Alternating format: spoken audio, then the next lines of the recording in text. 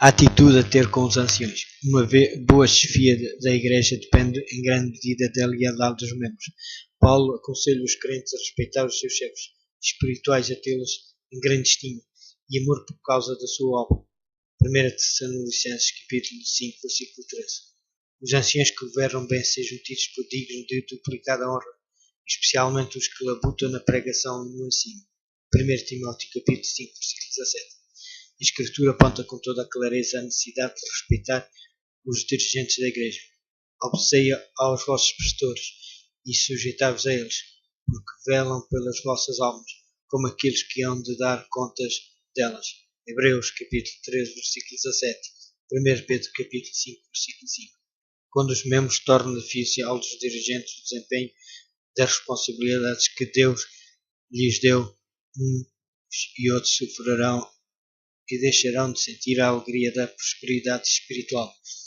Os crentes são animados a observar o estilo de vida cristão dos seus chefes. Atentai para o resultado da sua maneira de viver e imitai-lhes a fé. Hebreus capítulo 17, versículo 7. De prestar atenção à maledicência, Paulo adverte: não aceites acusação contra um ancião, são com 2 ou 3 testemunhas. 1 Timóteo capítulo 5, versículo 19. Os diáconos e as diaconisas. A palavra diácono vem do grego diáconos, que significa servo auxiliar. O cargo de diácono foi instituído para permitir que os apóstolos se entregassem inteiramente à oração e ao ministério da palavra. Atos Apóstolos capítulo 6, versículo 4. Ainda que os diáconos tivessem a incumbência de se ocupar dos assuntos temporais da Igreja, também deviam participar ativamente nos trabalhos evangélicos.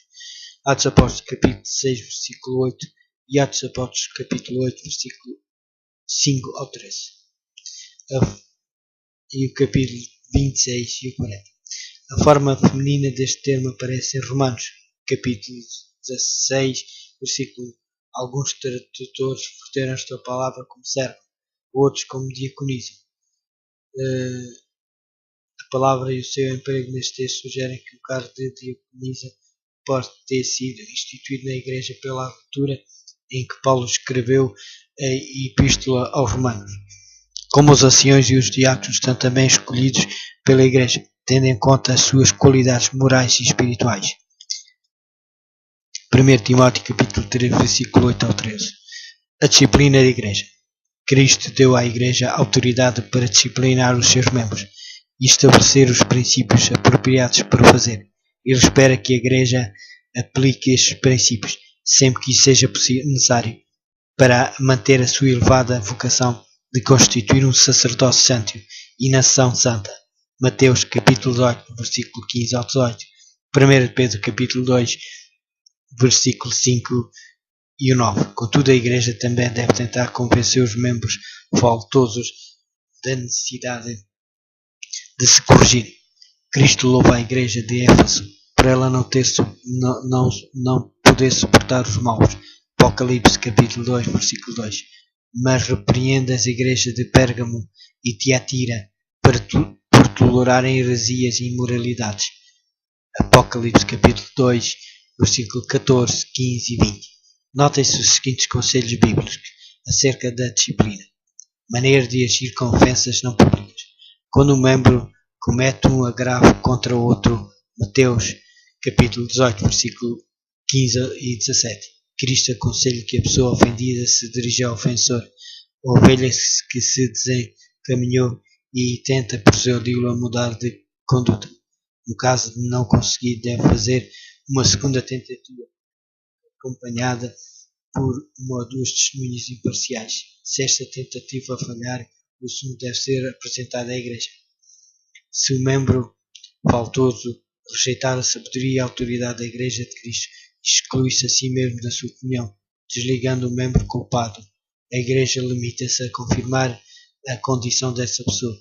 Se, sob a direção do Espírito Santo, a Igreja tiver seguido cuidadosamente o conselho bíblico, as suas decisões terão sido reconhecidas no céu. Cristo disse: tudo o que ligares na terra será ligado no céu. e tudo o que desligares na terra será desligado no céu. Mateus capítulo 18, versículo 18. Maneira de agir com ofensas públicas. Embora seja verdade que todos pecaram e destituídos estão da glória de Deus, Romanos capítulo 3, versículo 23, as ofensas flagrantes e deliberadas que tragam opróbrio sobre a igreja devem ser imediatamente resolvidas com a exclusão do ofensor. A exclusão e eliminação do mal de que outro modo atuaria como fermento, restabelecendo a pureza da igreja, ao mesmo tempo que funciona como um tratamento psicológico para ajudar o ofensor a emendar-se. Locke teve conhecimento de um caso de imoralidade sexual na igreja de Corinto. Paulo requeriu energeticamente que se tomasse uma atitude imediata. Em nome do nosso Senhor Jesus Cristo, que escreveu junto vós e o meu espírito pelo poder do nosso Senhor Jesus Cristo, qual de ato praticou, ou seja, a Satanás, para a destruição da carne, para que o espírito seja salvo no dia do Senhor. Alimpai-vos, pois, do fermento velho, para que sejais uma nova massa. 1 Coríntios, capítulo 5, versículo 4, 5 e 7. Não vos associeis com aquele que, dizendo-se irmão, for devasso, ou avarento, ou idólatra, ou maldizente, ou beberrão, ou roubador. O tal ainda comais. Tirar, pois, de entre vós é esse iníquo. 1 Coríntios, capítulo 5, versículo 11 ao 13. Maneira de agir com pessoas que causam desunião. Aqueles que provocam divisões e escândalos, afastai-vos deles. Romanos, capítulo 16, versículo 17. Capítulo 16, versículo 17. Todo irmão que ande desordenadamente, recusando obedecer aos conselhos da Bíblia, deve ser evitado, para que fique envergonhado da sua atitude.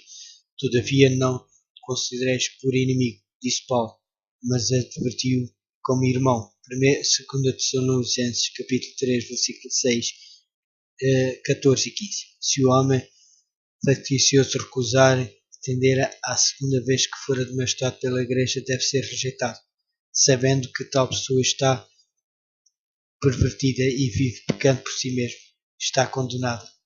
Reintegração de transgressores. Os membros da igreja não devem desprezar, segregar ou abandonar os excluídos. Devem, pelo contrário, tentar que se restabeleça a relação deles com Cristo, pelo arrependimento e por um novo nascimento. As pessoas excluídas podem ser reintegradas na comunhão da igreja quando revelam provas suficientes de arrependimento genuíno. 2 Coríntios, capítulo 2, versículo 6 ao 10. É especialmente através da reintegração de pecadores na igreja que se revelam o poder, a glória e a graça de Deus. Ele anseia libertar cativos do pecado, transferindo-os do reino das trevas para o reino da luz. A Igreja de Deus, teatro do universo, exibe o poder do sacrifício expiatório de Cristo na vida de homens e mulheres. Cristo, hoje, por intermédio da Igreja, convida todos a fazer parte da sua família. Eis que estou à porta e bato. Diz ele. Se alguém ouvir a minha voz e abrir a porta, entrarei em sua casa e com ele cearei e ele comigo. Apocalipse capítulo 3, versículo 20. Que Deus vos abençoe. Aqui é a história da Igreja de Cristo.